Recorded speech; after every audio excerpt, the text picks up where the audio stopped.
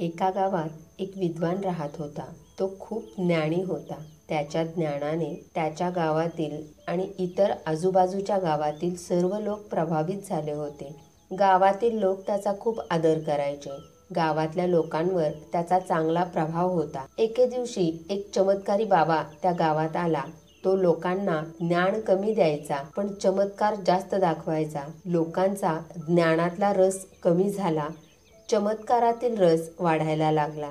लोकांना आता ज्ञानाची पर्वा नव्हती, त्यांना चमत्काराची भुरळ पडली. त्यामुळे गावातील सर्व लोक आता त्या चमत्कारी बाबाकडे ओढले जाऊ लागले. त्यामुळे त्या विद्वान माणसाला खूप वाईट वाटू लागले. त्याने लोकांना समजावून सांगितले की तो चमत्कारी नाही, तो जादूगार आहे. तो तुम्हाला वेड लावतोय. पण लोक त्याला म्हणाले, जो ज्ञानी असतो तोच चमत्कार करू शकतो. तू ज्ञानी असलास तर तूही आम्हाला चमत्कार करून दाखव. चमत्कारी बाबांनी आमचे जीवन बदलून टाकले आहे. त्याच्या एका प्रसादाने आमची सर्व दुःखे दूर होत आहेत. लोकांच्या अनुपस्थितीमुळे विद्वान माणसाची आर्थिक स्थिती ढासळू लागली. लोकांकडून त्याला जी आर्थिक मदत मिळायची ती आता मिळणं बंद झाली होती. त्यामुळे कुटुंबामध्ये नवरा बायकोची एकमेकांशी भांडणं होऊ लागली. बायको म्हणाली, किती दिवस तुम्ही स्वतःला शहाणा आणि ज्ञानी समजत राहणार आहात? मला माहीत आहे की तुम्ही काही संपूर्ण ज्ञानी नाही, त्यामुळे तुम्हाला चमत्कार करता येत नाहीत. सर्वजण चमत्कारी बाबाकडे जात आहेत, मग तुम्ही पण का जात नाही? चमत्कारी बाबामुळे सर्व लोक आनंदी आहेत, त्यांची दुःख दूर झाली आहेत. चमत्कारी बाबामुळे आपल्या पण सर्व दुःखांचा अंत होईल.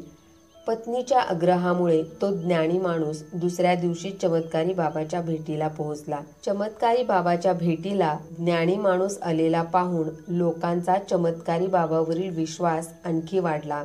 ते चमत्कारी बाबाचा जय जयकार करू लागले. चमत्कारी बाबा त्या ज्ञानी माणसाला म्हणाले, तुझ्या आयुष्यातील सर्वात वाईट टप्पा चालू आहे. ज्यांनी तुझ्यावर प्रेम केलं त्यांनी तुझ्याकडे पाठ फिरवली आहे. तुला समजून घ्यायला कोणी तयार नाही. तुझ्या मनात खूप दुःख आहे. तुझ्या प्रियजनांनी तुझा अपमान केला आहे. हे ऐकून तो अक्षरशः रडू लागला आणि म्हणाला, बाबा माझ्यावर दया करा. चमत्कारी बाबांनी आपला हात हवेत फिरवला तर काय चमत्कार! बाबाच्या हातामध्ये एक लाल भडक सफरचंद होतं. ते सफरचंद विद्वान माणसाला देत चमत्कारी बाबा म्हणाला, आज रात्री ठीक 12 वाजता हे सफरचंद कापून तू तुझ्या कुटुंबासोबत खा. सर्व काही ठीक होईल. अत्यंत भक्तिभावाने तो प्रसाद घेऊन तो आपल्या बायकोकडे गेला. प्रसाद पाहून बायकोला खूप आनंद झाला. ती म्हणाली, आता आपली सारी दुःख दूर होतील. तिने रात्री तो प्रसाद खाल्ला आणि इतरांनाही खायला दिला. दुसऱ्या दिवशी सकाळी बायकोला जाग आली. अंगणामध्ये तिला सोन्याची साखळी पडलेली दिसली. तिने ती साखळी उचलली आणि ती घरात आली. तिने आपल्या नवऱ्याला झोपेतून जागे केले आणि ती साखळी दाखवली. ती साखळी कुणाची तरी असेल म्हणून तो विद्वान दरवाजा उघडून बाहेर आला. घरापासून थोडे अंतर पुढे आला, पण तिथं त्याला कुणीच दिसले नाही. पण थोड्याच अंतरावर त्याला एक गाठोडे दिसले. तो त्या गाठोड्याच्या जवळ गेला.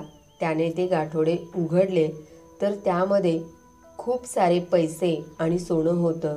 त्यानं ते गाठोडं पुन्हा बांधलं आणि तो ते गाठोडे घेऊन घरी आला. त्याने ते गाठोडे बायकोला दिले. बायकोने जेव्हा ते गाठोडे उघडले त्यामध्ये तिला खूप सारे पैसे आणि सोनं दिसलं.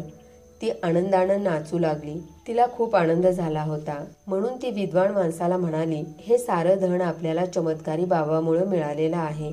तेव्हा आपण दोघं मिळून त्यांच्या दर्शनाला जाऊ. आणि नवरा बायको मिळून चमत्कारी बाबाच्या दर्शनाला गेले. बायको मोठ्या भक्तिभावाने म्हणाली, हे चमत्कारी बाबांचे आशीर्वाद आहेत. तुम्हीच आतापर्यंत लोकांना निरर्थक ज्ञान वाटत होतात. खरा ज्ञानी माणूस म्हणजे बाबा आहेत. बाबाच्या आशीर्वादाने संपत्ती मिळाल्याने नवरा बायको दोघांनाही खूप आनंद झाला.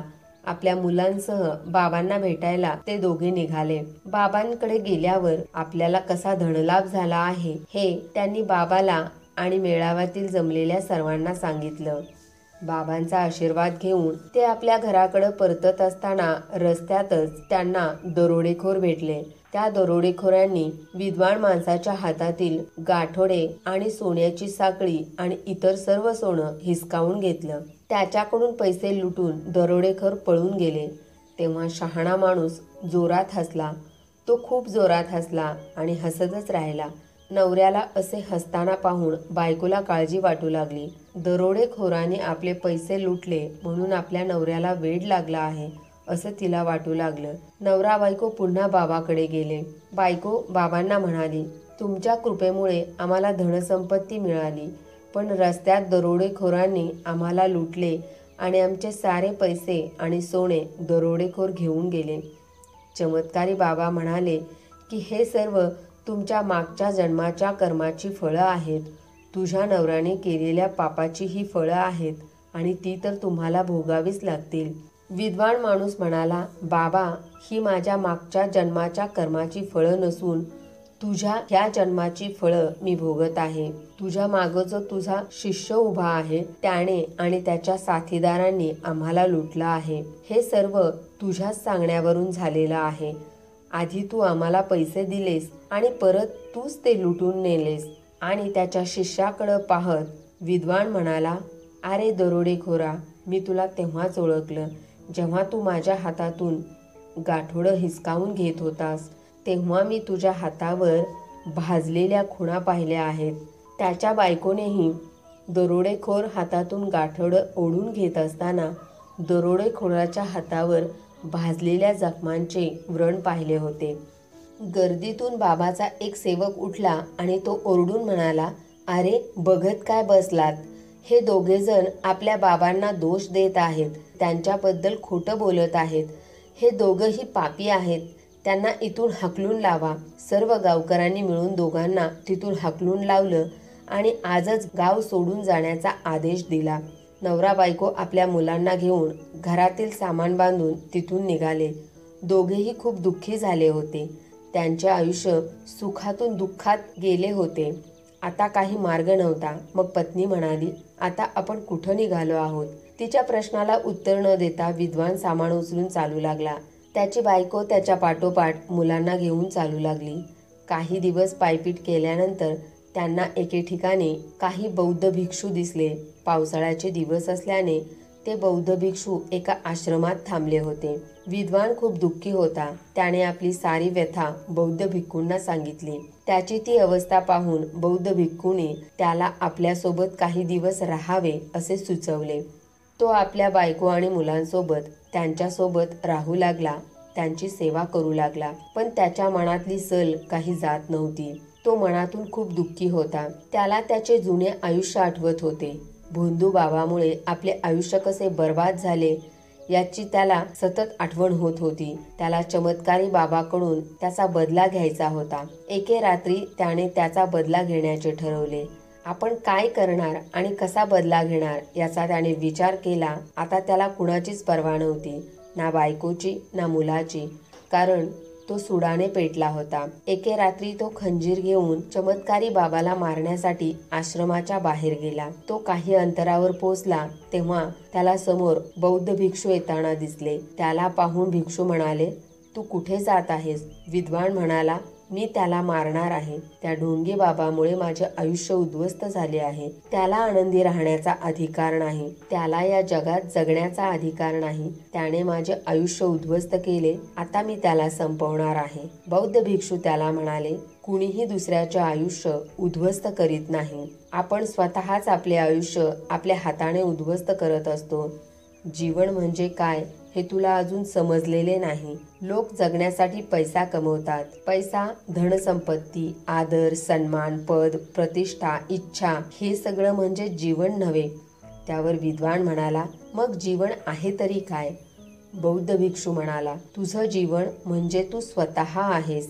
तुझी पत्नी, तुमची मुलं हेच तुझं खरं जीवन आहे. मी तुझ्याकडून या 3 गोष्टी काढून घेतल्या आणि तुला संपत्ती आणि प्रतिष्ठेचं वचन दिलं तर तू जगू शकशील का? ज्ञानी माणसाला त्याची चूक आता लक्षात आली. त्याने बौद्ध भिक्षूंना वंदन केले आणि म्हणाला, तुम्ही माझे डोळे उघडले. माझे जीवन तर माझ्या सोबत आहे. आता त्याच्या मनातील राग निवळला होता. त्याला जीवनाचा खरा अर्थ कळाला होता. सुडाची भावना लयाला गेली होती. द्वेषाची जागा आता खऱ्या ज्ञानानं घेतली होती.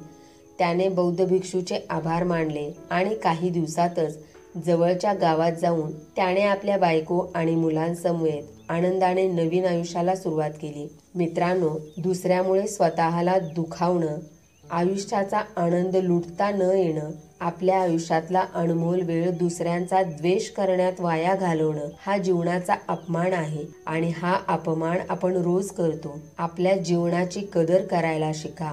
जीवन जगणंच हा खरा जीवनाचा उद्देश आहे. ज्यांनी बुद्धत्व प्राप्त केले आहे त्यांना देखील हेच माहीत आहे की जीवनाचा खरा उद्देश जीवन जगणं हाच आहे. इतर सर्व हेतू काल्पनिक, निरर्थक आणि व्यर्थ आहेत.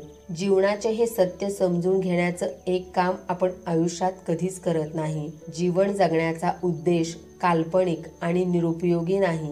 जीवन हे वास्तव आहे. आत्ताचा क्षण म्हणजे खरं जीवन आहे. म्हणून प्रत्येक क्षण आनंदानं आणि सजगतेनं जगलं पाहिजे. धनसंपत्तीचा मोह टाळता आला पाहिजे.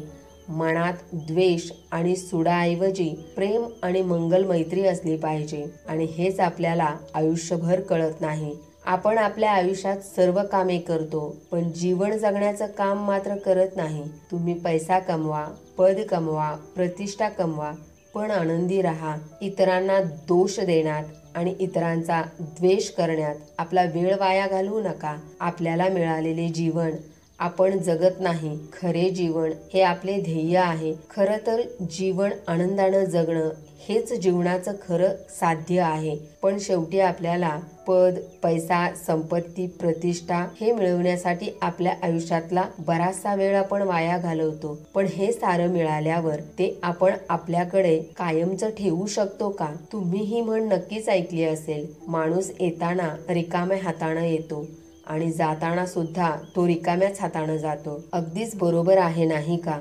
माणूस जेव्हा जन्माला येतो तेव्हा तो येताना काहीही घेऊन येत नाही आणि जेव्हा त्याचा मृत्यू होतो तेव्हा जाताना तो या पृथ्वी तलावरचं त्यानं मिळवलेलं काहीही घेऊन जात नाही. म्हणून जीवन हे जगण्यासाठी आहे. मोहमायेचा त्याग करून निर्मळ आणि स्वच्छ मनानं आनंदी होऊन स्वच्छंद पाखराप्रमाणे आपलं जीवन जगा. नमो बुद्धाय.